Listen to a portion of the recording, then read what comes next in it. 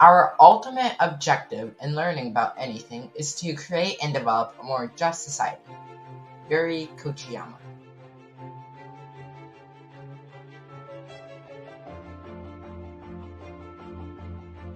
There are many successes, failures, and consequences that the AAPI community had to deal with. They are debating about what jobs they got, schools that would allow them, and degrees that they could earn. These problems are still visible in today's life, just as they could be seen in the past. AAPI rights are important in today's world. In the 1800s, many members of the AAPI community contributed to the growth of the United States.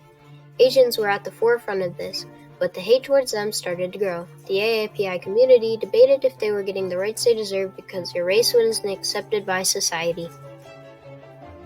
They utilized diplomacy, but they didn't get the justice they thought was deserved. The AAPI community helped the U.S. by building the country up, but violence continues to exist. Today, AAPI hate has skyrocketed 150% since the beginning of the pandemic, as many Americans are blaming the AAPI community of the U.S. for the pandemic. This hate includes punching, hateful speech, and many other hateful actions. An example of this is how COVID-19 is getting called many racist nicknames, including Kung Flu and Chinese virus.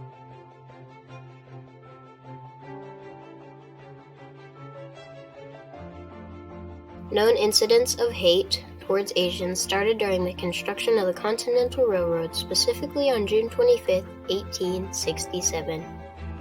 The Chinese workers started a labor strike, and the RWNAP, Railroad Workers in North America project, restricted many important necessities. This included food, supplies, and transportation. Also, the labor strike lasted for 8 days. The cause for the strike was because the Chinese workers did not earn enough money compared to the white workers, 30% to 50% less. Also, the workers faced much physical abuse. A harmful bill to many Chinese immigrants is the Chinese Exclusion Act. The Chinese Exclusion Act was a bill that was passed in 1882 and lasted till 1943. Chinese Exclusion Act stopped the immigration of Chinese into the U.S. for 10 years, as they were ineligible for naturalization. The Chinese tried to protest, but they were restricted to testifying. Next, a major case of arson happened in 1887, specifically in Chinatown located in San Jose, California. This Chinatown housed 1,400 members of the city's Chinese community. However, the city's people and government saw them as a health hazard and declared them a public nuisance. This caused the attack on the San Jose Chinatown. Next, during World War II, many Japanese Americans were sent to internment camps.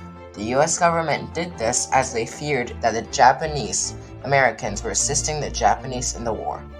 The U.S. did this as a reaction to the bombing of Pearl Harbor, which happened on December 7, 1941. The internment camps were located all across the USA. There was much violence, too, including riots, tear gas, and people being shot.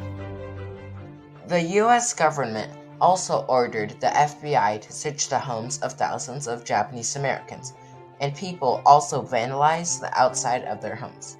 The FBI also seized what they considered contraband, often personal items.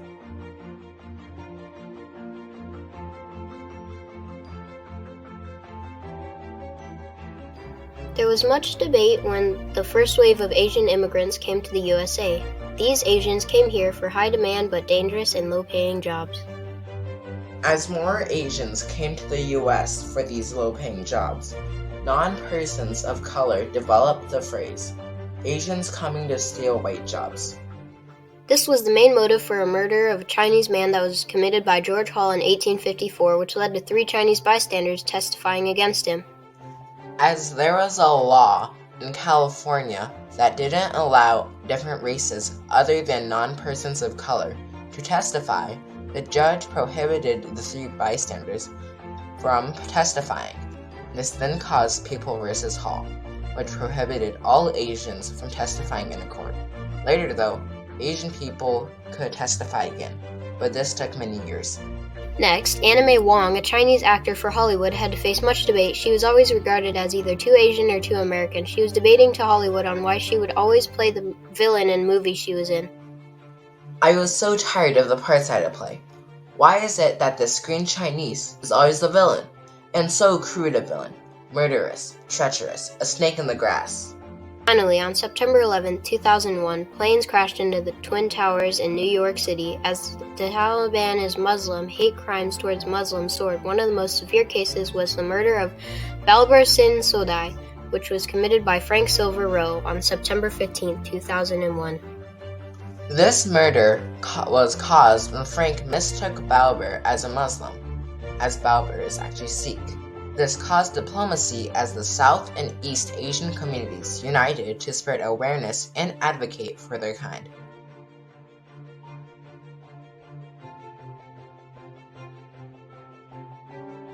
Though the AAPI community has been getting much hate, many good things are happening to the community too. One thing is that their acceptance rate for Harvard, 25.9%, is a higher acceptance rate compared to many other ethnics. Also, many Chinatowns have been built so that the Chinese people would feel more at home. Next, many AAPI ethnic groups are above the insured rate, and small Asian businesses grew by 40%. Finally, AAPI home ownership increased by almost 65%. Every person and ethnicity deserve dignity, respect, and a fair shot. AAPI rights matter.